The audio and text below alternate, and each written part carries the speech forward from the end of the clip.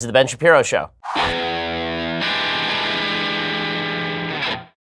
It's the day before Thanksgiving, folks. Nobody wants to be here, but we're here with you anyway because we have to guide you on the evening commute home or on the morning commute to work that you don't want to be at. So we will be here with you as you suffer through traffic. There is still a lot of news happening in the lead up to Thanksgiving. We'll get to all of it in just 1 second. But first, let me remind you that if you are somebody who thinks about going to restaurants a lot and who eats too much prepared food, and instead you would like to cook at home, but you don't want all the work of having to go to the grocery store, come up with your own recipe, buy too much of various ingredients, and then cook it badly. Instead, you could be cooking like a gourmet with Blue Apron. Blue Apron delivers farm-fresh ingredients and step-by-step recipes to your door. Their mission is to make incredible home cooking accessible to everyone. Blue Apron does all the meal prep for you. Here's how it works. You choose chef-designed recipes, and they deliver fresh, seasonally inspired ingredients. You can cook incredible meals in as little as 20 minutes. Every week, at least 3 recipes are built with your busy schedule in mind, where Blue Apron has done the meal prep for you. That means the spices, the sauces, the ingredients, quick and easy recipe options, and Blue Apron offers a range of recipes bursting with flavor. I mean, I'm looking at some of their recipes right now. It's stuff like beef and broccoli in cumin spiced sauce, hot Italian sausage pizza, smoky chicken and sweet potato bake. I mean, this stuff is like top line gourmet quality restaurant stuff, and you're going to be making it at home with your spouse, with your kids. It's really fantastic. Go check it out right now. Right now, get your first 3 meals for free at blueapron.com/Shapiro. That is blueapron.com/Shapiro to get those first 3 meals for free. Blue Apron is indeed a better way to cook. Folks around the office have been using Blue Apron for a long time and for good reason. Blue Apron is a better way to cook. blueapron.com/Shapiro to get your first 3 meals for free. Okay, well, we begin today with some excellent news. Romaine lettuce is not edible. Now, there are those of us who have known this for years because it tastes like garbage. And I know there are a bunch of people out there, no, I love romaine lettuce. Stop lying to yourself. You don't love romaine lettuce. You love all the stuff that's on top of the romaine lettuce. You like the ranch dressing, or you like the croutons, or you like the panini that you chopped up and put on the romaine lettuce to make it edible. But you didn't like the romaine lettuce. And you lying to yourself is the cause of so much grief in your life. If you would just look into your heart, you would realize that you've never wanted to eat romaine lettuce. And now you finally have the excuse. According to the New York Times, the warning came just as millions of Americans were preparing for the biggest food holiday of the year. People should not buy or eat romaine lettuce. Restaurants should stop serving it. Anyone who has it on hand should throw it out and clean the refrigerator immediately. This has always been the policy at the Shapiro household. Okay, romaine lettuce has never entered within our doors because this is not something that I will tolerate. As the man of the home, I will not tolerate anything that my food eats being eaten by me. There is a food chain for a reason, okay? And there has to be an intermediate stop before the romaine lettuce hits my stomach. That intermediate stop is an animal that once ate the romaine lettuce. This stern and sweeping advisory issued by the Centers for Disease Control and Prevention on Tuesday afternoon, 2 days before Thanksgiving, caught many people off guard, but the agency said it was acting out of an abundance of caution after 32 people in 11 states fell sick with a virulent form of E. coli, a bacteria blamed for a number of foodborne outbreaks in recent years. If you don't know if the lettuce is romaine, or whether a salad mix contains romaine, do not eat it and throw it away. I agree, but this is the CDC saying it. Wash and sanitize the drawers or shelves in refrigerators where romaine was stored. Officials said such measures were necessary while they tracked down the source of the contamination. They said a nationwide warning covering an entire food type was unusual but not unprecedented. In 2006, they did this with spinach. Peter Castell is a spokesman for the FDA. They said officials were in this case mindful of the approach of the Thanksgiving holiday. They were afraid that there would be some sort of giant E. coli outbreak. Apparently, the first E. coli outbreak was identified on October 8th, has led to the hospitalization of 13 people, including one person who developed kidney failure. So far, no deaths.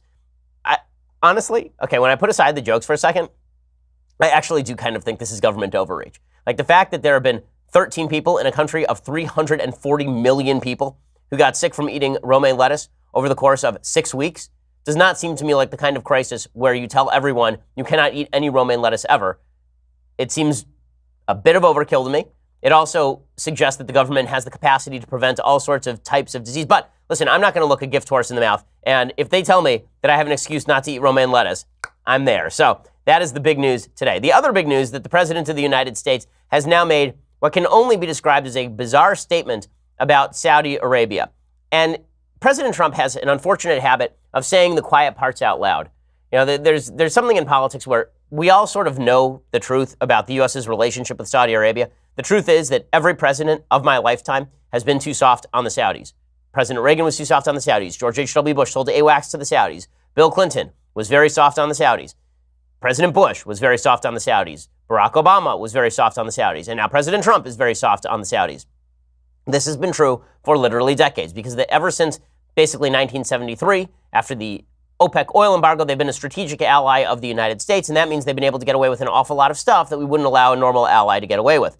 Well, we all know that, but that doesn't mean you're supposed to say the quiet part out loud, which is that we overlook a lot of Saudi Arabia's human rights violations because they're strategically valuable to us. Well, President Trump, never a fan of leaving anything unspoken, came out with a statement yesterday with regard to the Saudi Arabians' alleged murder of Jamal Khashoggi. Khashoggi was a longtime critic of the Saudi regime. He was largely sympathetic to the Islamic Muslim Brotherhood, so he wasn't any sort of moderate Muslim, for example. The Saudi government, according to the CIA, had Khashoggi murdered at the Saudi embassy in Turkey at the specific direction of Saudi Crown Prince Mohammed bin Salman, according to the Washington Post. Now, bin Salman has been the supposed reformer in Saudi Arabia who is making overtures toward the United States, overtures toward Israel, and was a strong strategic ally of the Trump administration. So President Trump put out a statement with regard to the Khashoggi murder based on this new report that the CIA had said that the Saudi Arabian government was responsible for it, and in particular, Prince Mohammed bin Salman. And his statement is in equal parts true, false, and bad. Like, really, there's a lot here. So the sort of framework that you should understand about this statement about Saudi Arabia is several things can be true at once. One, Saudi Arabia is a terrible, terrible human rights violator. They do terrible things on a regular basis. They target dissidents. They chop people's hands and heads off in the kingdom still. They do not allow people of the Judaic faith to enter the country. There are a lot of problems with Saudi Arabia. And Saudi Arabia has a lot of issues. They treat women like garbage and have for decades. They have funded terrorism in the past. Right? All of this is true. They are not a force for good on the world stage. That's point number one. Point number two, Saudi Arabia is a very important counterweight to Iranian influence in the region. Iran is significantly more dangerous worldwide and regionally than Saudi Arabia ever was. Saudi Arabia has formed a de facto alliance with Jordan, Egypt, and Israel against the rising Iranian influence, and they are an important strategic ally and partner for the United States in the region. So both of these things can be true. One, Saudi Arabia violates human rights, and two, Saudi Arabia is an important strategic ally against a much more threatening power in Iran. And number three, you don't have to say out loud that number one is okay. Right? You're not supposed to say number one is okay. They can be a strategic ally, and still you can take action to punish them when they violate human rights. And also, you don't have to go out there and praise the violation of human rights or shrug at the violation of human rights, because that has some pretty negative consequences, such as the feeling on the part of people who are our allies or strategic partners that they can get away with pretty much anything so long as they please us economically. That's not something the United States wants to put out there in the world. Now, again, that is the quiet part out loud, right? Barack Obama did the same thing. Barack Obama was essentially the PR agency for the Iranian government. Barack Obama did heavy work for Russia's Vladimir Putin, one of the worst dictators on the planet, brutal human rights violator, who Barack Obama handed over control of Syria to. In the wake of saying that he had a red line with regards to use of chemical weapons in Syria, Barack Obama did the same thing with the Cuban government. He went over there and he played kissy face with the Castros, even though the Castros are some of the worst human rights violators of the last half century. So he did all that, and that was real bad. And it's not better when Trump does any of that. Okay, so here is President Trump's statement. You can tell that President Trump was heavily involved in writing this because it has a lot of exclamation points, and it is phrased exactly as President Trump would phrase it. So this one is pretty genuine. Here's what President Trump had to say. He said, "The world is a very dangerous place." Right, which is his way of saying, because the world is a very dangerous place, we have to look the other way when some of our allies do bad stuff. Again, this is not untrue, and we all sort of know it. It's also not a great thing to say out loud if you're the president of the United States and you're supposed to take human rights seriously. He then gives a paragraph of truth about Iran. He says, "The country of Iran, as an example, is responsible for a bloody proxy war against Saudi Arabia in Yemen, trying to destabilize Iraq's fragile attempt at democracy, supporting the terror group Hezbollah in Lebanon, propping up dictator Bashar Assad in Syria, who has killed millions of his own citizens, and much more. Likewise, the Iranians have killed many Americans and other innocent people throughout the Middle East. Iran states openly and with great force, death to America and death to Israel. Iran is considered the world's leading sponsor of terror." So far, so good. All of this is true. Iran is extraordinarily dangerous. Despite Iran's regional ambitions, maybe because of those regional ambitions, the Obama administration went out of its way to lie on behalf of the mullahs, hand them billions of dollars, clear the pathway to a nuclear bomb for them.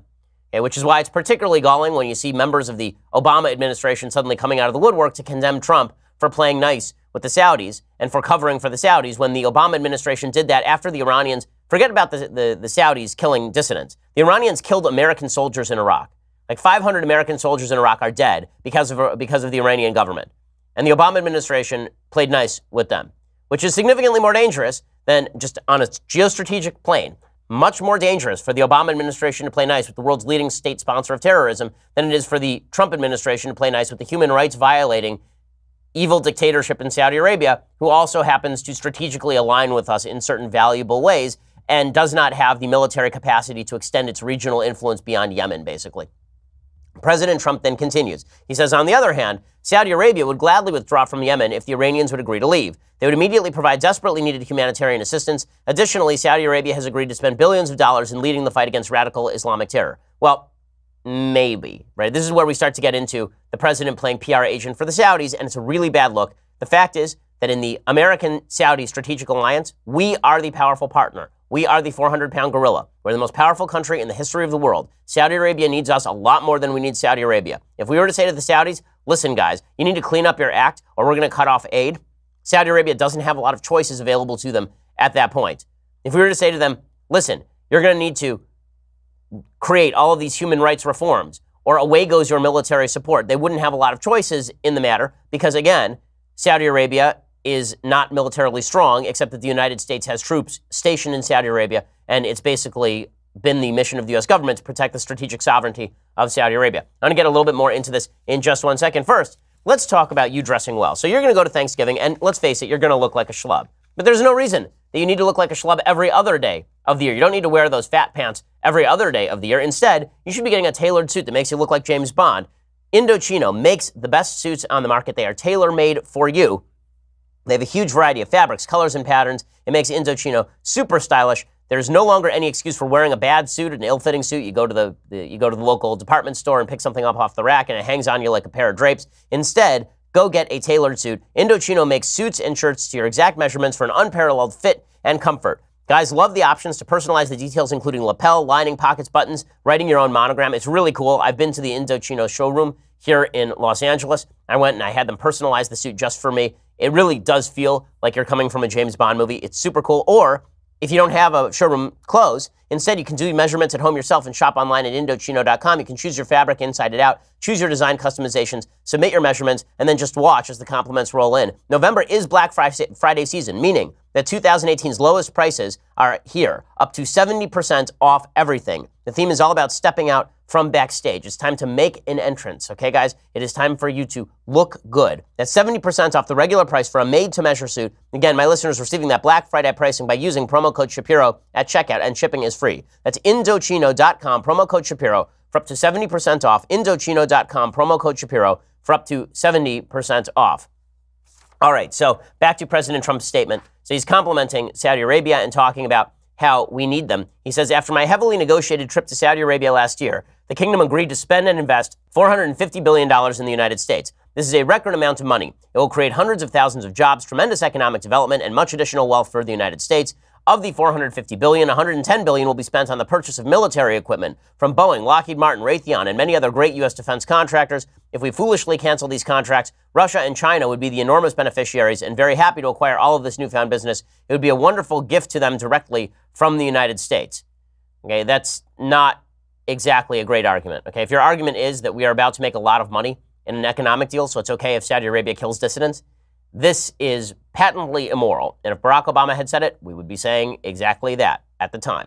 Okay, and by the way, President Trump doesn't feel this way about China, right? He said that we have to declare a trade war on China, which is going to be a lot more damaging to the United States economy than losing out on some defense contracts with Saudi Arabia. The president says we need to declare a trade war on China for moral reasons and strategic reasons. I think there is some truth to that, but I don't think that he can maintain those positions separately, that China bad, Saudi Arabia good. That doesn't hold.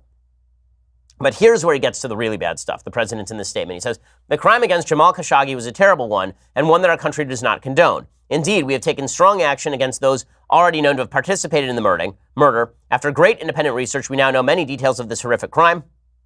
We've already sanctioned 17 Saudis known to have been involved in the murder of Mr. Khashoggi and the disposal of his body. Representatives of Saudi Arabia say that Jamal Khashoggi was an enemy of the state and a member of the Muslim Brotherhood. But my decision is in no way based on that. This is an unacceptable and horrible crime. King Salman and Crown Prince Mohammed bin Salman vigorously deny any knowledge of the planning or execution of the murder of Mr. Khashoggi. Our intelligence agencies continue to assess all information, but it could very well be that the Crown Prince had knowledge of this tragic event. Maybe he did, and maybe he didn't. Very weird statement in a presidential statement. maybe he did and maybe he didn't, which isn't. His CIA said he did. So there's that, but maybe he did, maybe he didn't. Says, that being said, we may never know all the facts surrounding the murder of Mr. Jamal Khashoggi. Now, let's be straight about this. President Trump makes these sorts of denials all the time. You remember in Helsinki, he met with Vladimir Putin, and then Putin said, I did not hack your election. Ha ha. And President Trump came out and said, I would tell you that President Putin was extremely strong and powerful in his denial. So President Trump will buy denial from people who he thinks treat him nicely. And the same thing is true from Mohammed bin Salman and the Saudi crown prince. The Saudi king. Right? He'll buy all of that if it fits his preconceived notions. With that said, it is not a particularly useful line. Not only is it useful, it's not moral. It's not moral to undercut your own CIA's finding that a specific murder was ordered at the direction of a key ally, and then you're like, well, maybe it happened, maybe it didn't. I don't know. Were you there? Right? Like that is not a good thing for the President of the United States to be saying. And again, I was all up, on Obama when he did very similar sort of stuff. And we'll get to Obama in just a second and the leftist blowback. But President Trump's statement continues. He says, in any case, our relationship is with the Kingdom of Saudi Arabia. They've been a great ally in our very important fight against Iran. The United States intends to remain a steadfast partner of Saudi Arabia to ensure the interests of our country, Israel, and all other partners in the region. It is our paramount goal to fully eliminate the threat of terrorism throughout the world. I understand there are members of Congress who, for political or other reasons, would like to go in a different direction, and they are free to do so. I will consider whatever ideas are presented to me, but only if they are consistent with the absolute security and safety of America. After the United States, Saudi Arabia is the largest oil-producing nation in the world. They've worked closely with us and have been very responsive to my request to keeping oil prices at reasonable levels, so important for the world. As President of the United States, I intend to ensure that in a very dangerous world, America is pursuing its national interests and vigorously contesting countries that wish to do us harm. Very simply, it is called America First. So America First means that we have to basically greenlight Saudi Arabia killing dissidents. That is overstated. And this is the point that I'm making. You can side with Saudi Arabia against Iran. You can suggest that we need to continue military support for Saudi Arabia. You can say that they are a strategic ally. But what you can't do, and what you shouldn't do as President of the United States, is pretend that murder of a dissident is not a big deal, or suggest that the murder of the dissident is not attributable to the Saudi government because maybe the CIA made a mistake. Who knows? Could be. Whatever. Like that is not a good look for any president of the United States.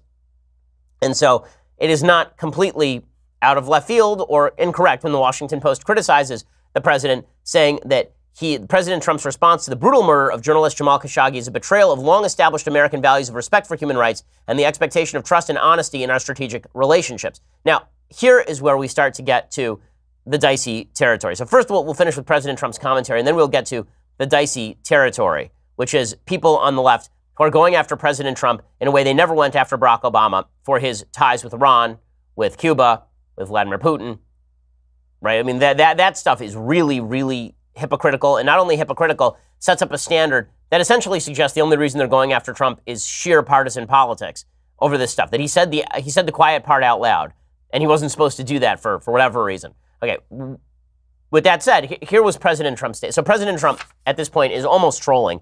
He says, the reason that we are not doing anything about Saudi Arabia is it's America first.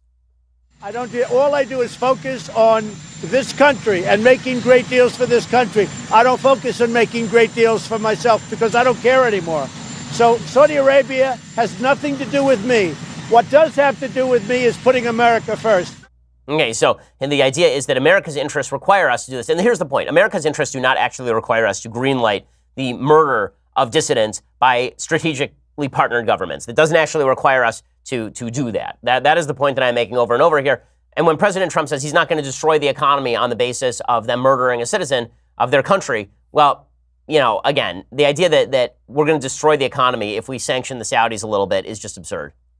And I'm not going to tell a country that's spending hundreds of billions of dollars and has helped me do one thing very importantly, keep oil prices down so that they're not going to $100 and $150 a barrel.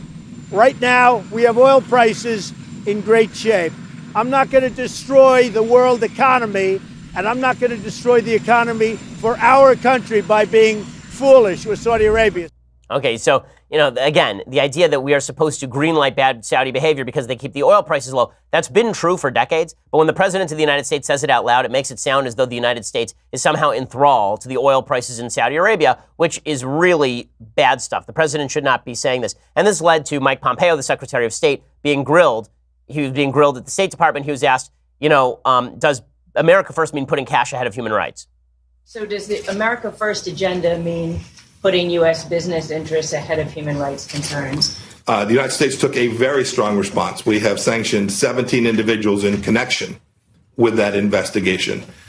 We are at the same time committed to making sure that we place America's national security interests and all the actions that take place in the context of doing the right thing to make sure that America continues to thrive and grow.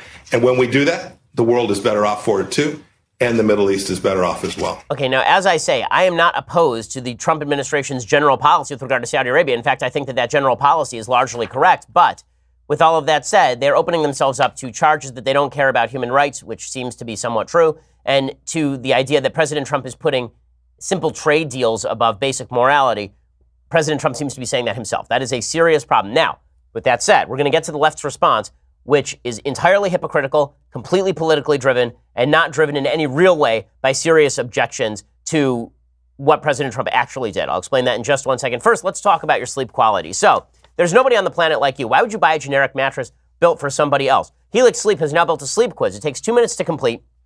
They use the answers to match your body type and sleep preferences to the perfect mattress. Whether you're a side sleeper or a hot sleeper, whether you like a plush or a firm bed, with Helix, there's no more guessing and no more confusion. Just go to helixsleep.com/Ben, take that 2-minute sleep quiz. They'll match you to a mattress that will give you the best sleep of your life. It really is spectacular. I mean, these mattresses are really good. My wife and I have one. We took the 2-minute sleep quiz, and then we got the mattress. It came in a box. We unwrapped it. It inflated right in front of us. We tossed it on the bed frame, and it was then good to go.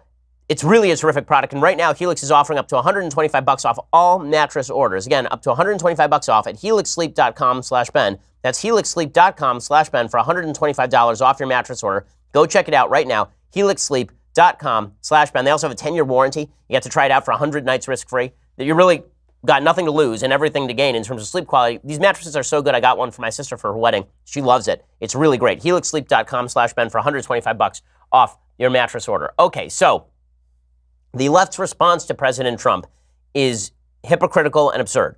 Those of us who called out President Obama for his insane support for the Iranian regime have every right to now say that the President of the United States, as a Republican, should not be kowtowing to the Saudi government. But the same people on the left who were paying homage to President Obama for going to the Muslim world and suggesting that America was responsible for all of the Muslim world's problems, the entire left that was fine with President Obama bowing in front of the Saudi king. You remember that picture? The entire left that was totally fine with Barack Obama playing PR agency for the Iranians. Now they're very upset that President Trump is basically doing the same thing with regard to an actual strategic partner, not the leading world sponsor of global terrorism.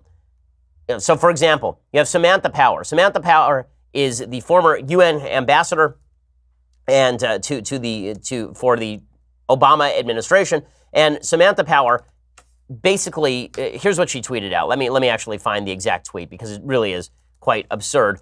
Here it is. So the exact tweet that Samantha Power sent out was this: "It is a mean and nasty world, but Trump's siding with the meanest and nastiest out there. Whether Duterte, Sisi, Putin, or assassin MBS, that'd be Mohammed bin Salman, will leave the world even nastier. This statement is a green light for would-be murderers in countries that have things Trump thinks we need." Samantha Power, you and your administration said that there was a red line in Syria with the use of chemical weapons. Then you turned over the entire country to Bashar Assad and the Russians. You, Samantha Power, were part of an administration that turned over half of Iraq to ISIS. You, Samantha Power, were part of an administration that played PR agency for the Iranian regime, the leading world sponsors of terrorism. You, Samantha Power, were responsible for an administration that kowtowed to the Cuban government, which jails dissidents for decades and tortures them. You, Samantha Powers, were responsible for a rise of the Chinese government, a solidification of that Chinese government. And this is the part where I start to say, okay, so are they really angry at Trump because Trump did something wrong? Like I'm angry at Trump because Trump did something wrong here? Or are they angry at Trump just because he's Trump? Are they angry at Trump because he said the quiet part out loud, because he did exactly what the Obama administration did, except against the Iranians, and because they don't like Trump personally? It seems to me a lot more of the latter. So, for example, look at this insanity from Representative Steve Cohen. Steve Cohen is a congressperson from Tennessee, and here he is suggesting that President Trump was paid off by the Saudis. That's why he's doing this. Because we need to know if foreign money being given to our president and or his family affects our foreign policy. That's why the Emoluments Clause was put in the Constitution, to see to it that the president deals first for the benefit of the country and not for the benefit of himself. Okay, this is absurd. Even Breonna Keeler over at CNN was like, you have no evidence of this whatsoever. And then he tried to talk over her. But again, the reality is that the Obama administration did this with Iran in a much more spectacular and dangerous way. Mark Thiessen had a column back a couple of years ago specifically talking about the kinds of lies that were being promoted by the Obama administration. Here is what he says. He says, the Obama administration told Congress it would not allow Iran access to U.S. financial institutions, issued a special license allowing Iran to do exactly that, unsuccessfully pressured U.S. banks to help Iran, lied to Congress and the American people about what had been done, admitted in internal emails that these efforts exceeded U.S. obligations under the nuclear deal, sent officials, including bank regulators around the world, to urge foreign financial institutions to do business with Iran, and promised that they would get nothing more than a slap on the wrist for violating U.S. sanctions. How bad is this, says Mark Thiessen? Remove the words Obama and Iran and replace them with Trump and Russia, and imagine the outrage that would ensue over the same revelations. And of course, that's exactly right. And the Obama administration acknowledged at the time that they were lying to the American people. According to Paul Farhi at the Washington Post back in 2016, one of President Obama's top national security advisors led journalists to believe a misleading timeline of U.S. negotiations with Iran over a nuclear agreement, and relied on inexperienced reporters to create an echo chamber that helped sway public opinion to seal the deal, according to a lengthy magazine profile. Ben Rhodes, the deputy national security advisor for strategic communications, told the New York Times Magazine he helped promote a narrative that the administration started negotiations with Iran after the supposedly moderate Hassan Rouhani was elected president in 2013. In fact, the administration's negotiation actually began earlier with the country's powerful Islamic faction. The framework for the agreement was hammered out before Rouhani was even elected. So they were lying to the American people, and they've been continuing to play defense for the Iranian government ever since. John Kerry, no less than 4 months ago, was in Iran basically telling the Iranians, wait out President Trump, maybe after he's gone, we can come back to you. He's going out there and performing his own foreign policy. The Iranian backing Obama administration officials have ripped into, for example, the Israelis for pointing out that Iran has not, in fact, been compliant with the nuclear deal. They've said, no, Iran is compliant. We love Iran. Iran's doing great. So again, the idea coming from these folks that the Trump administration is doing anything new or extraordinarily terrible here is just a lie. The only difference is that Trump says stuff out loud that Obama did quietly. That is the only difference here. And the difference that Saudi Arabia actually is a strategic partner to the United States in a way that Iran is not. This is not whataboutism here. Okay? This is not me saying that it's okay for Trump to do what he did about Khashoggi because Obama did the same thing with regard to Iran. The point that I'm making here is that Trump was wrong to say what he said about Khashoggi, but Saudi Arabia is more of a strategic ally than Iran ever was. And for all of the folks on the left to be proclaiming from the high hills the high ground on foreign policy is insane, ridiculous, and unbased in fact. They have no capacity to do this in any honest way. It's just absurd. It's just absurd. And speaking of just absurd, there's an article from the New York Times about President Trump today talking about how President Trump supposedly wanted the DOJ to indict and prosecute Hillary Clinton and former FBI Director James Comey. According to the New York Times, President Trump told the White House counsel in the spring that he wanted to order the Justice Department to prosecute two of his political adversaries, his 2016 challenger, Hillary Clinton, and the former FBI Director James B. Comey, according to two people familiar with the conversation. The lawyer, Donald McGahn, rebuffed the president, saying that he had no authority to order a prosecution. Mr. McGahn said that while he could request an investigation, that too could prompt accusations of abuse of power. To underscore his point, McGahn had White House lawyers write a memo for Trump warning that if he asked law enforcement to investigate his rivals, he could face a range of consequences, including possible impeachment. So the left has been going nuts over this. How could President Trump have ever suggested prosecuting Hillary Clinton or James Comey?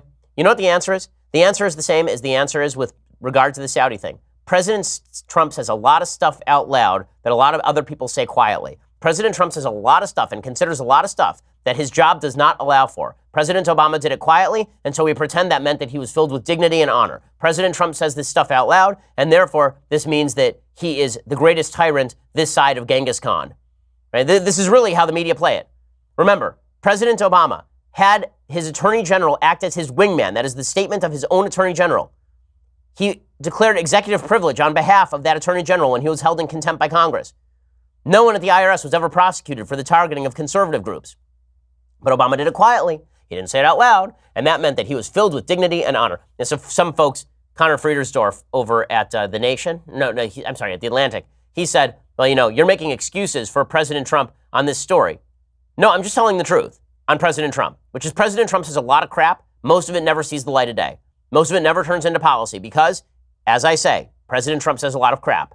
Okay, I'm not going to take a statement from President Trump threatening things with the same seriousness as a statement from President Obama threatening things. Why? Because Obama was a much more subtle politician who didn't say the quiet part out loud. President Trump always says things out loud. There has not yet been a thought that occurred to President Trump that did not then exit his face within a millisecond.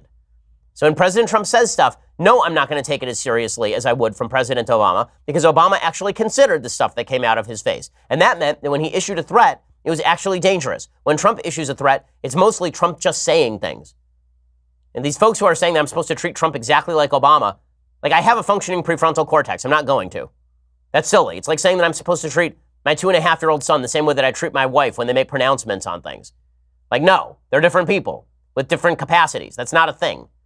Okay, President Trump is great at a good many things. He is not great at not saying things, right? He says a lot of stuff, and a lot of that stuff never materializes. So the fact that he said a crazy thing that never materialized, forgive me if I'm not going to go crazy over that in the same way that I would for President Obama, because President Obama was a much more serious human being when it came to saying things that were correlated with his policy. Go back and look at all the statements President Trump has made and see how they've correlated with his actual policy. The answer is not very well. The statements that President Obama made with regard to his hardcore policy, that stuff correlated pretty well with exactly what he was trying to do. And we'll get to President Obama in just a second. But first, let's talk about how you can relax over this long Thanksgiving weekend. I know you're stressed out from the year, right? It's been a long year. Let's be real. I mean, it's been 1,000 news cycles since the beginning of this year. And I'm sure that your business has made you stressed out too. Well, a great way to relax, feel better when you get back to work on Monday is over the weekend. Why don't you go check out Zeal? Zeal allows you to get a massage in the comfort of your own home. Whether your back hurts from running after the kids, or your muscles are sore from working out, or you're just stressed, Zeal brings you same-day in-home massages with the best licensed and vetted massage therapists directly to your home. Think getting an in-home massage is something available only to people who are wealthy and famous, like me? Wrong. Zeal is available to you. It's a perfect solution for anyone who wants a high-quality massage in the convenience of your own home. You just go to Zeal.com, or you go to their Zeal iPhone or Android app. That is ZEEL.com, and you select from top local licensed pre-screened massage therapists. Choose your favorite technique, gender preference, time, and location for your massage. Zeal will send you one of their 10,000 licensed massage therapists with massage table, music, supplies, scheduling, booking, payment. It's fast and easy. The tip is included. It's available around the clock. Bring the spa to you. Try Zeal today. Really, like today. They are on demand. You could have the best massage of your life in your own home with Zeal today. To help you get started, our listeners right now get a special deal, $25 off their first in-home massage with promo code BEN. I mean, go check this out right now. It's a great deal. ZEL.com, promo code BEN, and you get a special offer, $25 off your first in-home massage. Go check it out right now, Zeal.com, and use that promo code BEN to let them know that we sent you. Okay, so I want to talk about President Obama and his pronouncements on politics and why you should probably take them more seriously than whatever thing Trump said a year ago that never got implemented in policy. We'll talk about that in just a second. First, you're going to have to go and subscribe. $9.99 a month allows you to subscribe. When you do, you get the rest of this show live, the rest of Andrew Klavan's show live, the rest of Michael Knowles' show live. You also get to access new episodes of The Conversation, which come out on a routine basis here at the Daily Wire. Like, lots of good stuff happening. Plus, when there's Daily Wire Backstage and you want to ask us questions, you get to do that. When I have my mailbag on Fridays, you get to ask questions that I will answer. All of these things happen for you when you spend $9.99 a month over at Daily Wire. And when you get the annual subscription, $99 a year, you get this, the very greatest in beverage vessels, the Leftist Tears hot or cold tumbler. Go check it out right now. It is fantastic. You could have been sipping this for Thanksgiving if you had actually bothered to get your subscription like 3 weeks ago. Instead, you will suffer through Thanksgiving with your relatives, not infused with the intelligence and bravery that this tumbler provides you, but you don't have to make the same mistake for Christmas. So make sure that you go get a subscription right now. We are the largest, fastest growing conservative podcast in the nation.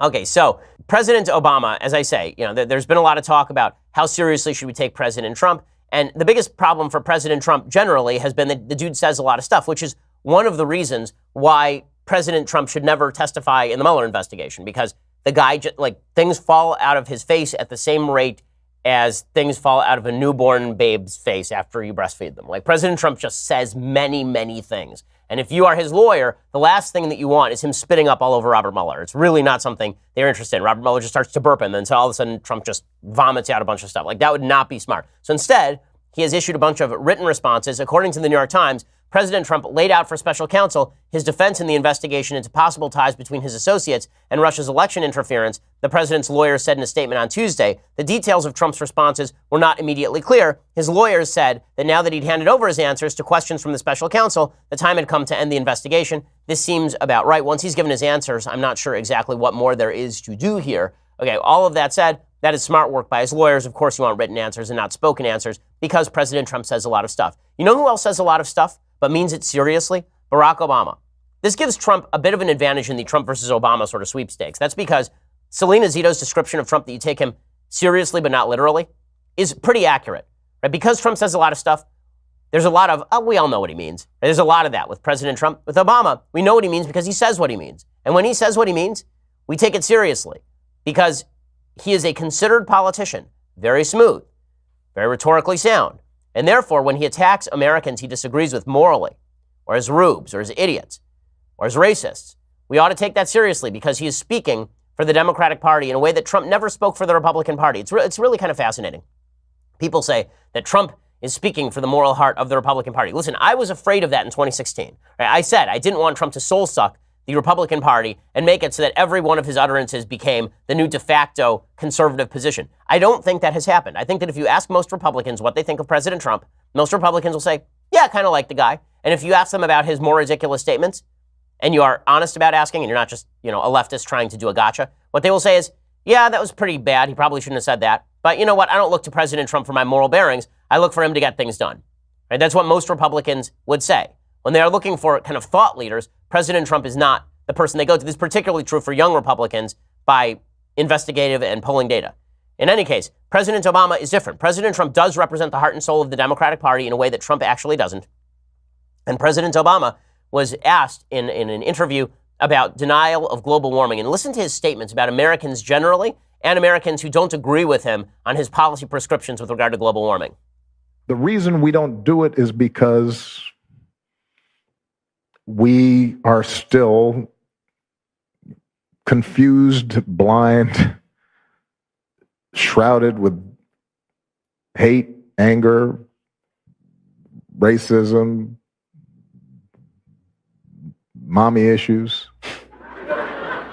Okay, so he was asked specifically about global warming, and he said the reason that we don't invest in climate change policies is because we're confused, blind, shrouded with hate, anger, and racism and mommy issues. In other words, if you don't agree with me, then it is because you are confused, blind, shrouded with hate, anger, racism, and mommy issues.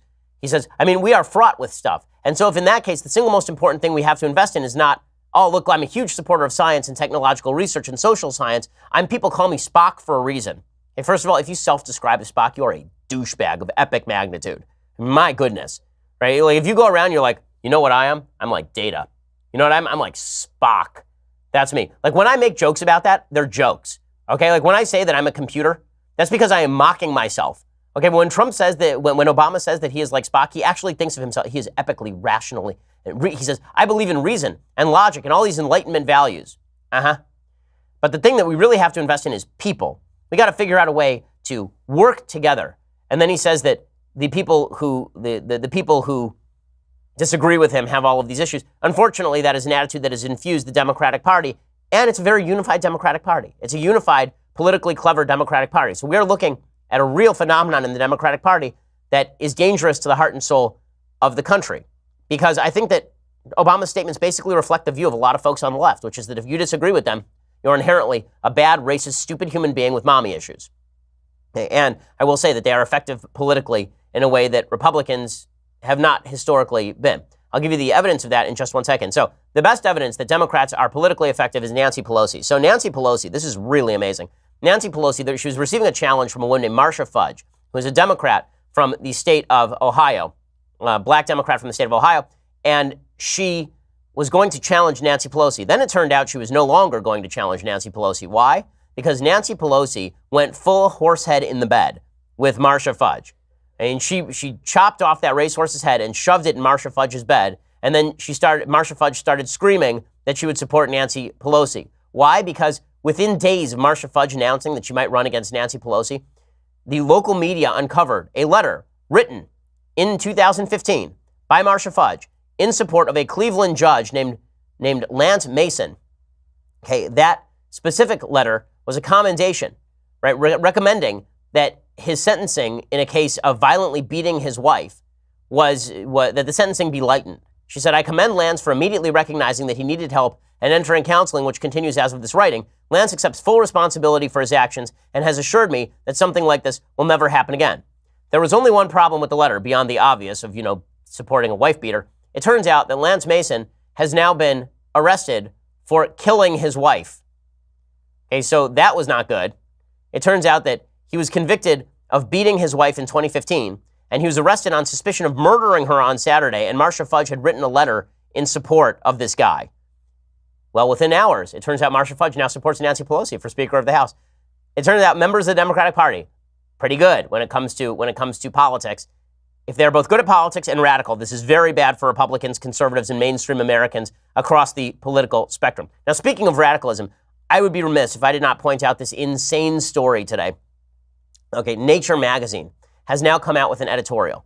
Nature magazine says that gender, sex, is no longer connected with genitals.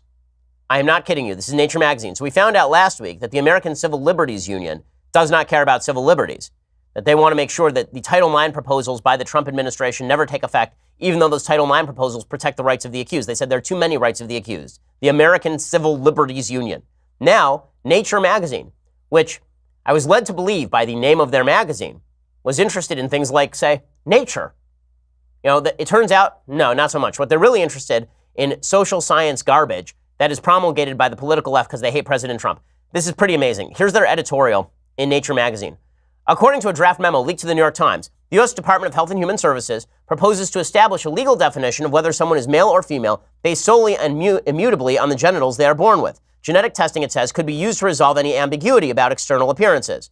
The move would make it easier for institutions to receive federal funds, such as university and health programs, to discriminate against people on the basis of their gender identity. This is the best part, okay? You ready? This is Nature magazine. Okay, the proposal from the Trump administration is we will go with your genitals in order to establish which sex you are, which works in 99.6% of cases. Right? It works probably higher than that, probably 99.9% of cases. This is what works. Okay, then, if there's still ambiguity, we'll do a genetic test on you. So let's say that you have Klinefelter syndrome. Let's say that you have XXY, right? Let's say that you have a non-functioning SRY gene, for example, on your Y chromosome. Let's say that all of that happens. We can then do a genetic test and determine whether you're male or female based on those genetics. This is part of the actual legislation promulgated by the Trump administration, the regulation. Okay, that is solely scientific, right? There's a scientific, objectively verifiable test being proposed by the Trump administration. Here is what Nature says.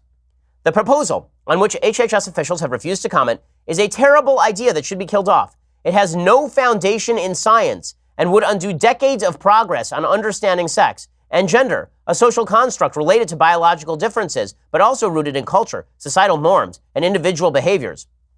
Biology is not as straightforward as the proposal suggests. By some estimates, as many as 1 in 100 people have differences or disorders of sex development, such as hormonal conditions, genetic changes, or anatomical ambiguities, some of which mean that their genitalia cannot be clearly classified as male or female. Right, which is why the proposal says that you can do a genetic test as well. And then they just talk about a bunch of cases in which, like in 1980, where people misassigned genitalia in cases of intersex babies or something. Even more scientifically complex is a mismatch between gender and sex on a person's birth certificate. Some evidence suggests transgender identity has genetic or hormonal roots, but its exact biological correlates are unclear. Whatever the cause, organizations such as the American Academy of Pediatrics advise physicians to treat people according to their preferred gender, regardless of appearance or genetics. So what? That has no basis in science. This has no basis in science. But Nature says that we are supposed to pretend that science no longer exists because Trump did it. So well done, Nature, which no longer cares about nature. Pretty amazing stuff. Okay, well, let's do some things I like and things I hate, because I could go on about this particular Nature article all day. And in fact, in things I hate, we're going to get back to this topic in which science has been used as a false baton. Bad science has been used as a false baton to club the unwilling into submission. Okay, first, let's do a couple of things that I like. So, thing that I like, number one, we've been doing William Goldman stuff this week because he died last week. The book Marathon Man is better than the movie Marathon Man. So the movie of Marathon Man is very famous with Laurence Olivier playing the Nazi Zell. and Dustin Hoffman playing his victim, basically. The movie's good. Roy Scheider is in it, too. It's a good movie. The book is actually better. Marathon Man by William Goldman. Go check out the book. Check out the movie as well if you haven't seen it. It is quite good. I think the end is a little bit forced. I don't want to spoil it for people who haven't actually seen it, but both the book and the movie are good. William Goldman, very, very talented guy. Okay, other stuff that I like. So the Washington Post has another article today about what sex was like behind the Iron Curtain. I am not kidding you. This is like the fourth article that the Washington Post has written about why it was actually not bad to be in a communist country. I remember they did one on Maoist China, that sex in Maoist China was awesome, with all the forced abortion and the slave labor and such. Well, now they're saying that sex behind the Iron Curtain was amazing. And they go back and they uncover a book. There's a full article about a book published in 1969 about, it's basically a porn book from 1969 that was distributed in Bulgaria. And this means that communism was kind of awesome or something. It is a long article in the Washington Post. It says, it turns out there was plenty of sex happening on the other side of the Iron Curtain, although the openness of the public discussion around it varied dramatically from country to country and at different periods of time. But even in the prudish Soviet Union, people found their own ways to have fun. Why is this necessary? Hey, throughout human history, people have found a way to have sex with people. Really haven't been that difficult, actually. But they now have to do revisionist history where the Soviet Union was it was secretly taboo, and that made the sex even more awesome. I mean, listen to this. Today, historians are uncovering a wide diversity of sex educational practices across the former Eastern Bloc. The Poles had their own popular sex manual, The Art of Loving, which sold over 7 million copies after its first publication in 1978. The Yugoslavs actually had erotic magazines, including Chick, which targeted youth, and Start, a Yugoslav version of Playboy. While it is true that Soviet citizens lived in a much more conservative, amorous culture, the East Germans and Czechoslovaks lived in sex-positive nations where leaders believed that improved intimacy constituted a unique benefit of life in non-capitalist societies. Oh my God. So, the forced repression of hundreds of millions of people was cool because they found some porn manuals in Czechoslovakia circa 1979. Well done, Washington Post. I put it in things I like because, once again, it demonstrates that the media are off their rocker. Okay, time for a couple of things that I hate. Okay, so, thing that I hate, number one, there's an awful story from the Daily Mail that, of course, has received no mainstream coverage outside the Daily Mail because it's too politically incorrect. According to the Daily Mail, there's a teacher who is now saying that vulnerable populations of school children, particularly kids with autism, are being convinced by teachers that they are transgender. Okay, here's the article from the Daily Mail. An astonishing 17 pupils at a single British school are in the process of changing gender, the Mail can reveal. Most of the youngsters undergoing the transformation are autistic, according to a teacher there, who said vulnerable children with mental health problems were being tricked into believing they are the wrong sex. The whistleblower says few of the transgender children are suffering from gender dysphoria, the medical term for someone who feels they were born in the wrong body, but are just as easily influenced. Latching on to the mistaken belief they are the wrong sex is a way of coping with the problems caused by autism. Earlier this year, the Mail revealed that a third of youngsters referred to the NHS's only gender identity clinic for children showed moderate to severe autistic traits. It means that 150 autistic teenagers were given puberty blocker drugs, which stopped the body from maturing. The teacher says she felt compelled to speak out to protect pupils, many of whom she believes could already be taking the powerful drugs and may go on to have life-changing surgery. She believes schools and some politicians have swallowed hook, line, and sinker, a politically correct fallacy peddled by a powerful transgender lobby. She was advised to keep parents and other teachers in the dark if a pupil claimed to be transgender. Older pupils at her school who changed gender groomed younger, mainly autistic students to do the same. One autistic teenager is soon to have a double mastectomy. Okay, this follows hard on the heels of that insane story in which a study that was originally published by Brown talked about the possibility that kids who hung out in groups where kids were glorifying transgenderism actually turned out at a disproportionate rate to be transgender. Shocker, shocker. Right? It's not biological. That would be social environment actually contributing to how people think of themselves, which is not unusual. Social environment contributes to how we all think of ourselves. This would just be the most powerful outlier result of your peer group helping you define who you are. Okay, that's a dangerous thing when you're talking about doing permanent physical damage to your body. This study won't be covered. We won't hear any more about that Brown study, of course, because we are supposed to believe that transgenderism is an innate biological feature that there's no proof for, but it's an innate biological feature that we are supposed to say was born into. Now, it may be true that for certain transgender individuals, there's a biological component to their gender identity disorder. Why not? That makes sense. But the idea that everyone who believes they're transgender is basically a woman in a man's body there is no biological evidence for, and the idea that everyone who now identifies as transgender is doing so specifically because of immutable biological principles and not environmental pressure or social peer groups is not backed by science. It's simply not scientific. Okay, other things that I hate today. This is a story about Amber Tamblyn. So Amber Tamblyn, who supposedly is a nice person, on Sunday she did a reading at Vulture Fest. It was a feminist AF reading at Vulture Fest, which means it's just a delight. I mean, that's where I would go for fun, wouldn't you? The feminist AF reading at Vulture Fest sounds awesome. The only thing that sounds better is clocking yourself in the head with a mallet repeatedly. The Hollywood Reporter framed Tamblyn's reading as an emotional story about election night. She read from her upcoming political memoir, Era of Ignition, Coming of Age in a Time of Rage and Revolution, detailing her political awakening, because I definitely need to hear a lot about the political awakening of an actress. I can't believe it. A political awakening from an actress who moved to the left? Crazy, I know. Never happened before in Hollywood. A young actress moving to the left in Hollywood. No. Katy Perry was there, obviously. So was America Ferrera and comedian Amy Schumer on election night. Tamblyn was pregnant with her daughter at the time, and she said, I swigged some more Zantac, and my baby shoved her foot into my ribs as if to foreshadow the pain that was yet to come. And she says, a dark realization swallowed me. I was going to bring a baby into this world, and not just any baby, a girl. She said she imagined giving her daughter to Canadians or Swedes to protect her from whatever damage she believed President Trump would do to the country. So, and then she apparently said she was at a subway station that after the election and started experiencing pain and shortness of breath. And she said she collapsed and a homeless man offered to cut the umbilical cord if she was going into labor. Instead, she was just having a panic attack because of Trump. Amber Tamblyn, super wealthy, doing just fine. Has Trump come for her? Come for her daughter? Nope.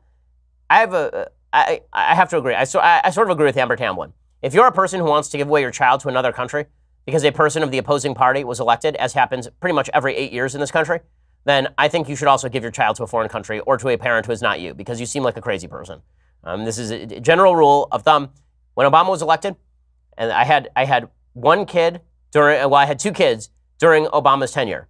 Neither time did I say, you know what, Barack Obama's president, I wish I could just give these kids to a poor sheep farming family in New Zealand because Obama's president, because that would have been crazy. But liberals do this, and they go and read at the feminist AF Vulture Fest, and they are praised by the Hollywood Reporter for it.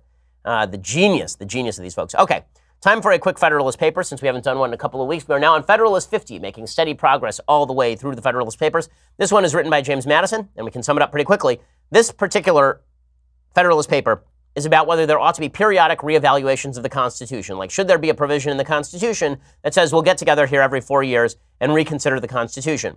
His argument is that it would undermine the continuity of the Constitution and the faith that we have in the sanctity of the Constitution to be rewriting it every 4 years or so.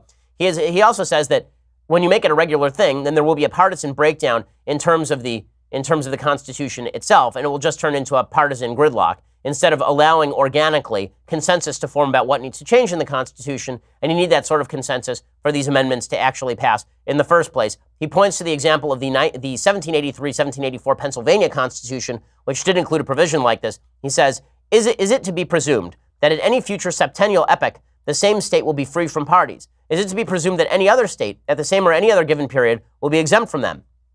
Such an event ought neither be presumed nor desired, because an extinction of parties necessarily implies either a universal alarm for the public safety or an absolute extinction of liberty. What he's saying there is that you want the existence of people who disagree with each other, but you don't want that being fought on the basis of the Constitution every 4 years, at least not with regard to revising the Constitution, because that will polarize us even more. Instead, you want a Constitution that unites us and political arguments that divide us, right? That would be the ideal.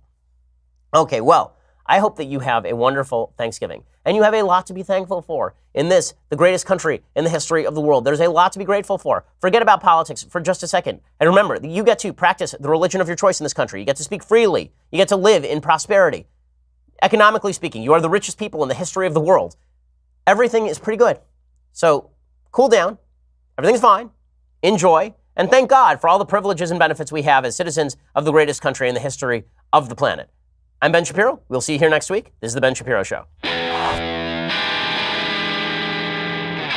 The Ben Shapiro Show is produced by Senya Villarreal, executive producer Jeremy Boring, senior producer Jonathan Hay. Our supervising producer is Mathis Glover, and our technical producer is Austin Stevens. Edited by Alex Zingaro. Audio is mixed by Mike Caramino.